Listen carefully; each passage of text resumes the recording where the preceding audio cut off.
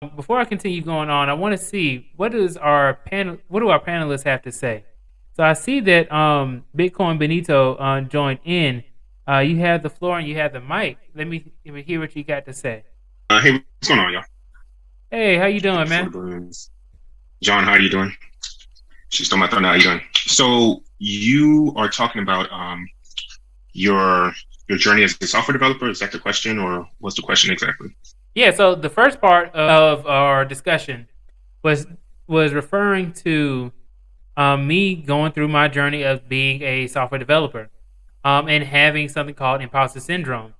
So imposter syndrome being just pretty much just having self doubt in yourself, despite having the education and the knowledge of actually how to do it, but you try to overcompensate by working extra hard or longer hours, in order to kind of make up for the fact that you don't feel as though you are worthy enough to have this job. So that's the first part. And the second part of it is, hey, now that I'm in my career, now what am I going to do in order to create some wealth building opportunities for myself?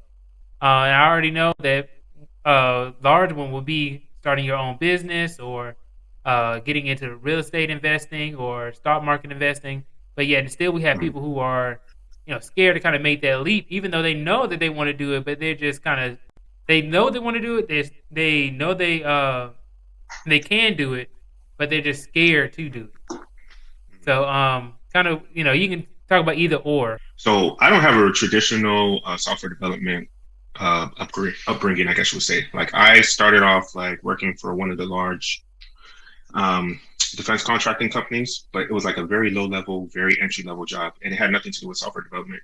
And I tried to have them introduce me to software development, try to grow me, but they wouldn't do it. So what I ended up doing is going on YouTube, literally going to my libraries, getting free books, and learning how to do Android development. And then I was able to like get a job, but I didn't know anything I was doing. Pretty much the only way I got that job was because I went on so many interviews that I got really, really good at interviews. I went on like maybe 15 interviews, and then finally at the 15th one, they hired me. The problem was that they found out that I actually didn't know what I was doing. So it was a terrible procedure. It was horrible. So then finally, I was like, okay, I really want to become a software developer because the money was good, but I didn't really know what I was doing. So I ended up going to a boot camp, and it's a boot camp in Maryland, like near DC. That's where I live. So I was at this boot camp for 4 months. It was the longest boot camp I ever had. They taught us everything about Android development, everything about Java, everything about Kotlin. This is when Kotlin first came out, this was like 2015, 2016. Everything about Kotlin, right? So then after I did that, I couldn't find a job because back then, in order to be an Android developer, you had to be a senior Android developer. There's no such thing as a junior Android developer. So I had to like be on top of my stuff. Finally, I was able to find a job in Denver. So I literally had to take a flight, take all my stuff, go to Denver, stay there for 6 months. I wasn't that good, but thankfully I had some people that were young, just like me. They didn't know anything. So it was like three of us. We all helped each other out. We had no idea what we were doing, but because we were helping each other out, we were constantly studying. We were literally in the office 12 hours a day. We were the first people in there and the last people to leave. We were able to like learn from real world experience instead of learning from college like a regular software developer was. So finally, I was able to, get my skills there. I was there for about a year. I left and I came back to the DC area, and that's where I've been as a software developer now. Now I do iOS development and Android development. And like, and it's funny that you say about wanting to transition into having your own business, right? That's what you said. Mm-hmm. Yes. Yeah. So at first the money was great, right? So I started off, you start off making six figures for the first time. You're like, this is amazing. This is awesome, right? But it, you learn quickly that you have like lifestyle creep, that you can never have enough money, right? So Right. as soon as I started off like with 70,000, and then it went to 80,000, Facts. 90,000, and you realize that like 70 and 80,000 is not really that much money, right? And even when I hit six figures, I was like, this is not a lot of money, right? So I know a lot of people, if a stranger was to hear me say that, they were like, you're crazy. Six figures is crazy money, but it's not really that much, right? So then because of that, I started developing my own apps, started trying to do startups. I came out with like this this Twitter app called Black Twitter. Mm-hmm. So Twitter has this open API where you can create your own Twitter client. So you can literally create their own app for you. And they give it out for free because their thought process is, okay, you make a Twitter app version. If your Twitter app is good enough, maybe we can take some of your ideas and integrate it with your app. They just have an open API. So I created a Twitter app, did advertisements for all that stuff, did like Facebook advertisements, Twitter app. I actually advertised on Twitter advertisements, all that stuff. And the startup, making your own startup, starting your own business is, I thought software development is hard. Starting a business is way harder. Because you have to be your own secretary, and you have to be your own developer and your own boss. Like you have to force yourself to do these things. No one's going to tell you to do this like your boss that took the job. You have to force yourself to do it. And then when you're working, you're not working like 8 hours a day. You're working like 16 hours a day, especially near the end. 16-hour days just to make the app. On top of that, you don't really know what you're doing, so you have to research everything. Like Stack Overflow is your best friend. So I did that. It was a good learning experience, and it wasn't really that successful. Although I might go back and start working on it again. I worked on it like 3 years ago. I might go when I have some more time and I can hire some developers. Then I might start working on it again. But as of now, I'll just put it on the back burner. But the good thing about that is that I used that app that I made, and I used it for all my interviews that I went into. So the only jobs that hired me after that were the ones that looked at my Stack Overflow and they looked at the app that I developed myself. Every single job that I did, they hired me because of the projects that I did. In addition to my technical skills, but the app that I created was the straw that broke the camel's back to make me get hired. Okay, so after that, like, I used that experience with starting my own company to like start getting into crypto. I heard about crypto in like 2016 and 2017. That's when everyone went crazy about it. So I like threw all my money into crypto, and then it crashed, right? So then during the crash, I was like, okay, this is really good though. You study it. The fundamentals are actually really, really good, but it's just built off of a market cycle. It goes up, it goes down, and it goes up and down in like 4-year cycles. So I really studied it. I was like, this is actually really amazing. Just because I lost a lot of money doesn't mean that the fundamentals are not good. So ever since then, I've been studying it like crazy. And then like recently, I started my own channel. That's why it's called Bitcoin Video. This is my own YouTube channel. So I have like YouTube channel where I'm making videos. I'm doing a lot of education. I came out with a course on Udemy, just different stuff like that. I want to get my feet wet, see what's going on. Not even necessarily yet to start a business. I just want to learn as much as possible and teach other people as much as possible, because I know that people are just very, very hesitant to learn about cryptocurrency, and there's just so much to learn. And because you're actually putting in your money, people are very afraid to want to invest in it and to want to learn into it. So I'm getting my feet wet. I'm doing courses and stuff like that, and I'm making videos. And I guess I don't really care too much about the money right now. I care more so about the growth of the channel, or to have people like just download the course. The course is like, I made it like $10. It's like crazy cheap. I'm probably gonna lose money off of the course, but I don't really care about that. I'd rather just have more people actually download the course and I'm good even, and then to actually make money from it. So it's almost like the startup financial aspect, where you want to have more users than to have actual revenue or actual profits. Yeah, I understand. And I'm so glad that you came on and we're talking about this, so we can highlight a few of those points that you were making. I was actually speaking to Uncle Stu, the old man on the block, and we were on Mrs. B Finesse's live stream earlier today.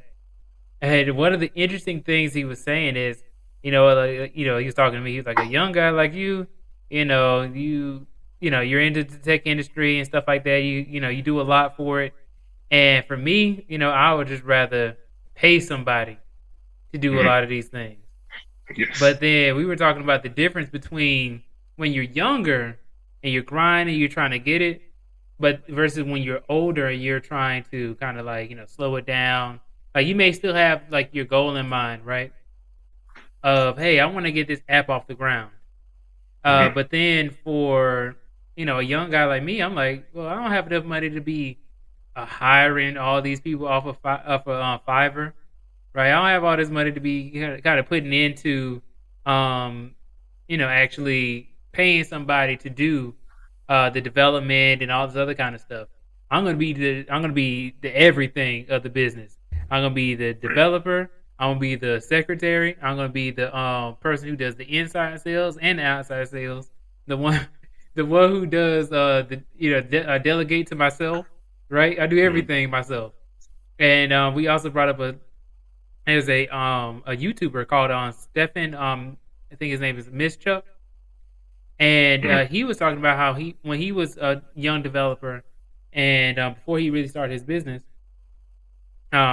he would do everything for his job, and he translated that into when he did start his business, and he had to hire on people, like he was expanding, he was scaling, and he was scaling so much that he had to kind of focus more so on the management of the business than the actual development, and it actually kind of hurt him or hurt his ego really to say, oh, I need this to get done, but I need somebody else to do it.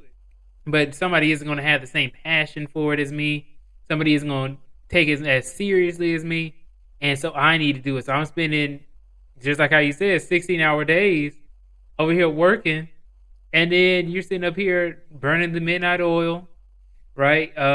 Trying to do every single position. And then you end up burning out, which is what he was talking about as well. Burnout is most definitely a real thing. I kind of went through some burnout earlier today. I was working so much, man. I was feeling sick. I didn't eat nothing, skipping lunch and everything.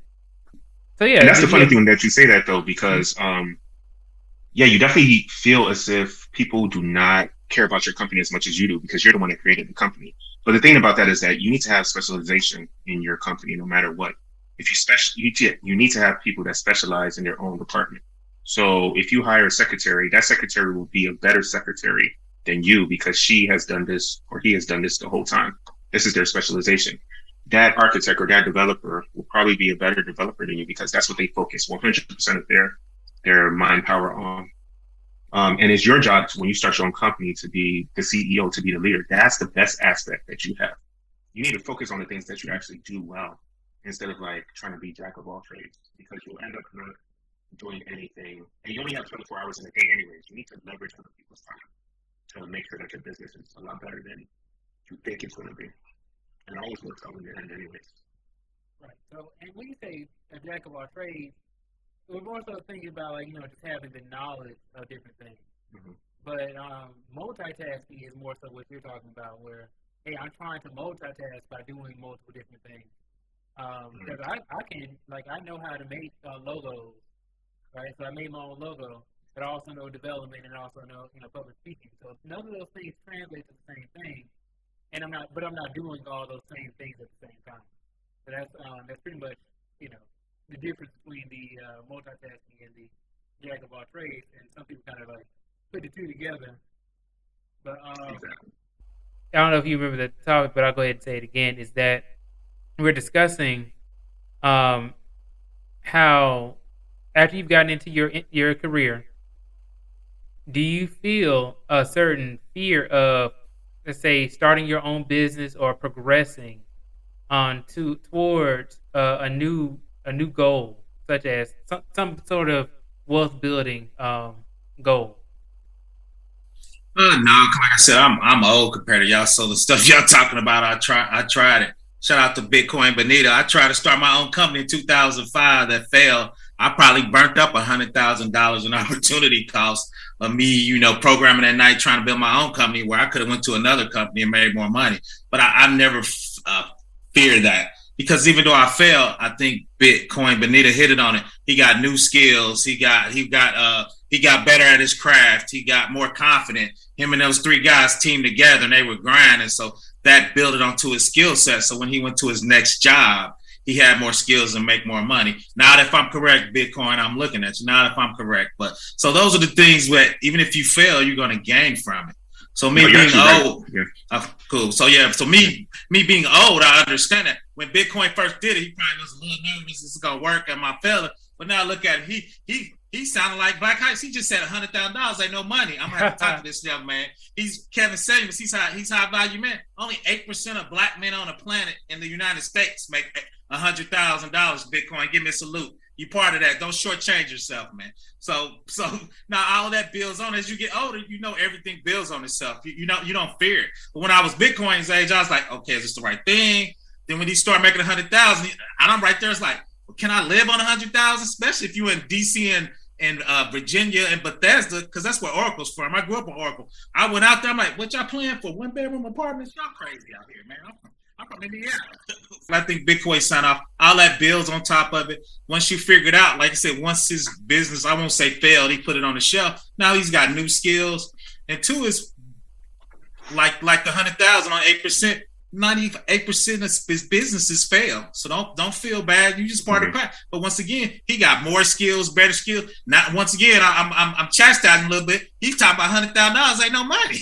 Only 8% of those in the United States. So it all worked out for him. He's better. He's a better man. He's gonna give it another shot. He's probably gonna have a business. I'm gonna have to open up my wallet and give him some angel investments once he gets started again. So hell yeah, yo, that's exactly the point too. They said that 90% of businesses fail. So my thought process is, okay, I'm just gonna start 10 businesses, and one of them is gonna work, right? So you just keep going and going and going, and that's the right mentality to have. Like, okay, just because you make a lot of money, like, don't get me wrong, $100,000 is a lot of money.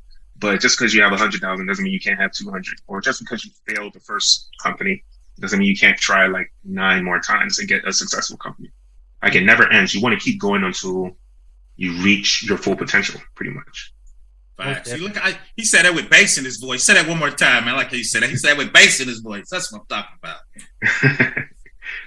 But one of the things is that, hey, you know, if 90% of businesses fail, just like how Bitcoin Benito was saying. You can just call me. You just call me Ben. Just call you Ben. Yeah, just call me Ben. All right, great. So actually, Ben, did you send me a message on? I did. I was one that sent you the message on IG. I'm glad because I've been seeing you on my Instagram too. So I was like, I had to make sure, you know. So. I'm glad that you came in and also are giving such great perspective into the conversation. But yeah, most definitely, I can agree because, hey, you know what? If you you know, at least you have to try, right? And that's what I think that a lot of people miss out on is that you miss every shot that you don't take. So shout out to Michael Jordan for that quote. But let me read the comments really quickly. Blind Guy, His Wife, Their Life says, I'll definitely agree with the imposter syndrome part, where I was thinking I've built a few websites on GoDaddy, Squarespace, Wix, and so I'm a tech person, knowing goodness, weak in a civilian. I'm not sure what that means. I think he meant knowing good well I'm a civilian. Okay. See that makes so much more sense, Ben. Thank you for translating that. So Noah Page comes through and says, yeah, here in Bethesda it is expensive. So, you know, you're not necessarily spreading yourself thin at that point. But yeah, having 10 different businesses, it would be spreading yourself thin. But you know, you always want to focus on the task, finish your task, and then be able to move on to the next one. I even replied to him. I said that you're not doing 10 businesses at the same time. You're doing one business, and you're putting 100% effort on that one business. And if it fails, then you move on to the next business, and you put 100% effort. Do that over and over with the 10 businesses. Exactly. At least that's how I approach it. Yeah, and I agree. And you know, and that will consider you a jack of all trades, right? And I know people say that, you know, some people think of it as like a, you know, as a negative thing, but it's not, right? I even said how Elon Musk is the epitome of the example of a jack of all trades. And actually, the majority, I'm not gonna say the majority, but the top 3 or 4 people, as far as wealth in the United States, or really, I think in the world. They were engineers. So you have Bernard Arnault, he was an engineer. You have Mark Zuckerberg, he was an engineer. You have Elon Musk, who was an engineer. And so you have all these engineers, these smart people, who are able to then become the richest people in the world by doing many different things. The PayPal, though, remember, it was like 9 of those guys. They all had specialties. And I think that's what we need to do. More of those guys came in with specialties because the guy that actually started LinkedIn, he was the strategic person they interviewed him. They said, "Who's the strategic thinker in PayPal?" He goes, "Elon Musk." Because he was talking about terraforming Mars. So it was 9 guys in that PayPal mafia when they split that $1 billion when they sold it at the top. Mm-hmm. See? And don't all of them have like multi-million-dollar businesses now? Yeah, $1 billion, all of them, $1 billion. All of them. Peter Thiel, he's got this super secret security company. Yeah, all those guys. Yeah.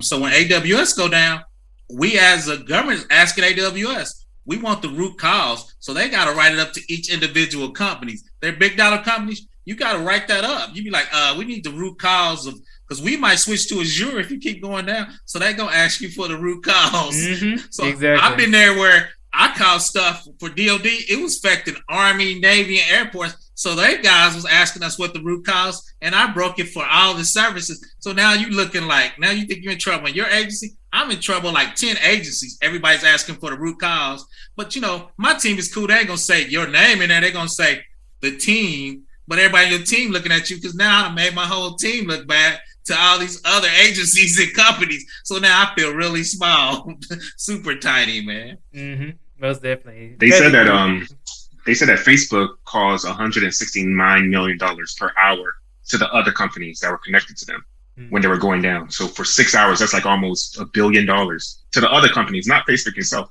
That was crazy. And I actually had a similar story too, like not that long ago, like maybe 2 years ago. I accidentally pushed some code to the master branch instead of my own personal branch. And then I went home.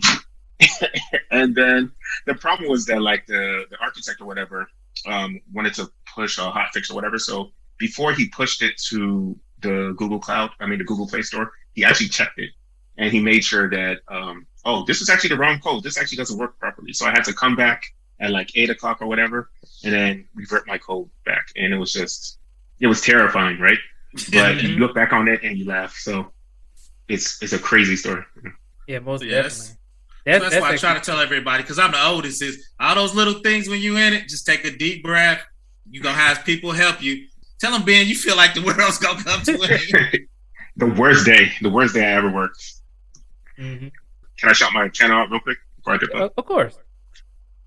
Everybody just follow me on YouTube, 𝘕𝘰𝘯𝘦.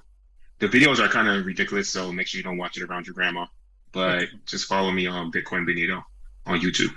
And thanks to everyone here. She stole my thunder, Data. Thanks to both of y'all too for this panel. I really appreciate it. Yeah, thank you so much, Ben. All right. See y'all. See you later. Man, that was awesome. I'm glad that Ben joined in because he gave some great perspective in this. Especially since he brought up some things that that you were talking about earlier, Professor Black Ops. True.